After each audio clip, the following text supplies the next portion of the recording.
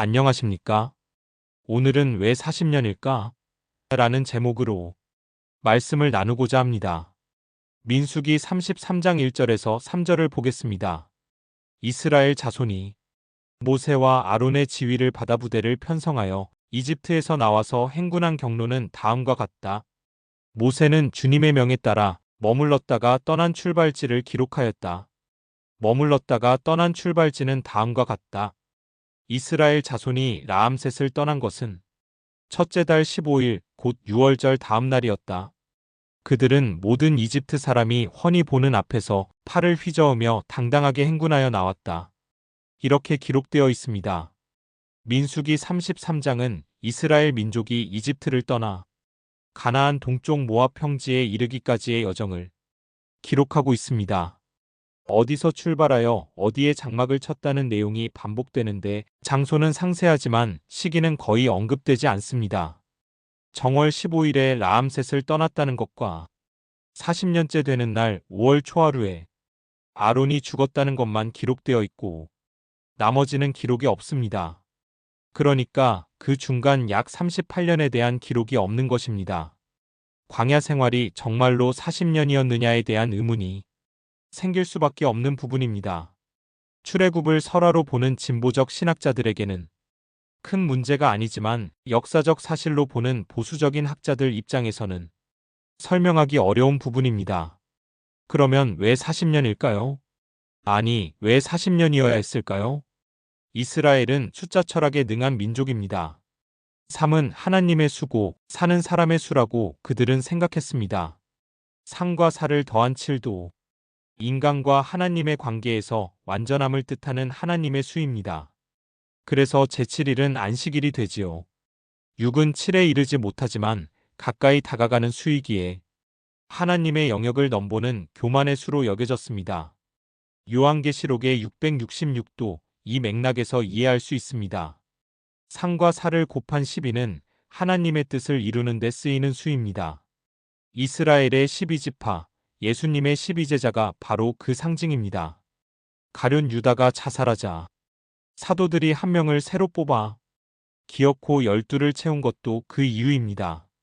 사람의 수인사에 10을 곱한 40도 매우 중요한 수입니다. 어떤 수에 10을 곱한다는 것은 강조의 의미가 있습니다. 예수께서 1000년 동안 왕이 되어 다스린다는 계시록의 기록은 강조의 숫자인 10을 3번이나 곱했습니다.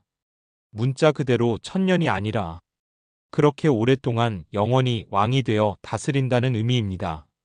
사람의 수인사에 강조의 의미를 가진 10을 곱한 40은 하나님께서 당신의 뜻을 이루고자 사람을 선택하셨을 때 충분하고 완전하다는 의미를 가진 수입니다. 그래서 광야 생활을 40년으로 설정한 것입니다. 하나님의 백성으로서 겪어야 할 훈련의 기간을 충분히 다 채웠다는 의미가 되겠습니다. 흥미로운 점은 이후 지도자들의 생애나 통치 기간도 상징적으로 40년이라는 틀을 따라 기록되어 있다는 것입니다. 모세의 일생은 40년씩 3번의 중요한 기간으로 나누어져 있고 120세에 세상을 떠난 것으로 되어 있습니다. 첫 40년은 이집트의 궁궐에서 자라며 선진 학문을 익혔습니다. 그러다 40세가 되었을 때 동족을 괴롭히는 이집트 관리를 죽이고 미디안 광야로 도피하여 40년 동안 지냅니다.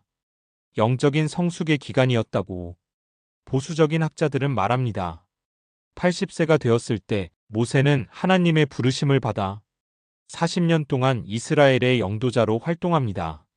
초대왕 사울의 통치 기간도 40년이었다고 성서는 말합니다. 다윗의 통치 기간 역시 40년이었고 솔로몬의 통치 기간 역시 40년이었습니다.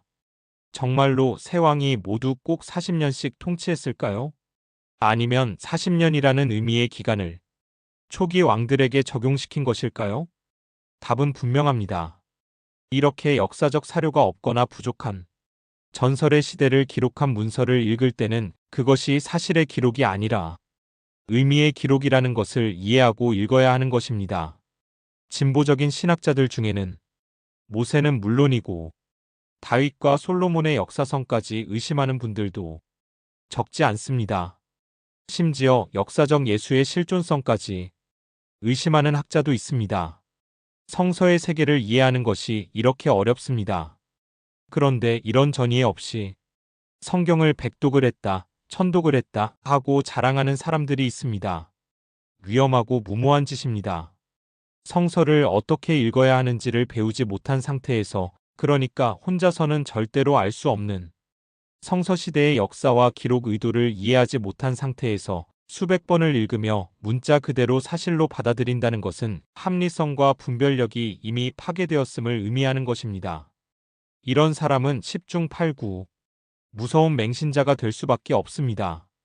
그런 사람이 다시 건전한 상식인으로 되돌아오려면 그동안 읽어서 알고 있었던 성서에 대한 지식을 비우는 것부터 시작해야 합니다. 그리고 성서가 어떤 책이며 어떻게 읽어야 하는지, 성서 시대의 역사와 성서의 기록 의도가 무엇인지를 배운 뒤에, 그러니까 평신도를 위한 기초신학을 충분히 공부하고 나서 다시 성서를 읽어야 합니다. 제가 이 쉽지 않은 작업을 하는 이유도 여기에 있습니다. 성서를 읽을 때는 그냥 성서 본문만 나와 있는 성서보다 기초적인 설명이 포함된 해설판 성서를 읽는 게 좋습니다. 제가 2권의 해설판 성서를 추천한다면 독일 성서공회에서 해설해 놓은 성서본을 한글로 번역한 해설 관주 성경전서나 굿뉴스 스터디 바이블을 추천하고 싶습니다. 이 해설판 성서들은 모두 대한성서공회에서 발행한 것인데 너무 진보적이지도 않고 너무 보수적이지도 않고 중도적인 입장에서 해설해 놓은 해설판 성서이므로 교우님들이 보시기에는 그나마 괜찮다고 생각됩니다. 물론 이 해설판 성서들도 완벽하지는 않습니다. 진보적 성향인 제 입장에서 보면 답답한 부분도 적지 않습니다. 해설자들이 정말로 이렇게 생각하는 것일까? 라는 의구심이 드는 부분도 많습니다. 차마 자기 생각을 그대로 드러낼 수 없어서 교회가 받아들일 수 있는 한계 안에서 말하고 있다는 생각이 드는 것입니다. 그럴 수밖에 없을 것입니다.